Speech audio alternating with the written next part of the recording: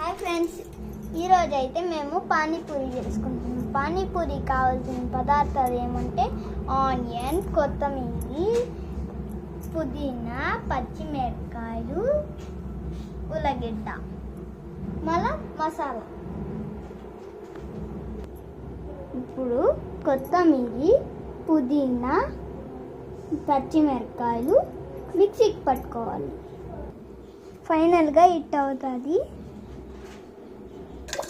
ఒక బౌల్ తీసుకొని అందులో వాటర్ పట్టుకొని ఇప్పుడు మిక్సీ పట్టుకున్న దాన్ని ఫిల్టర్ చేసుకోవాలి.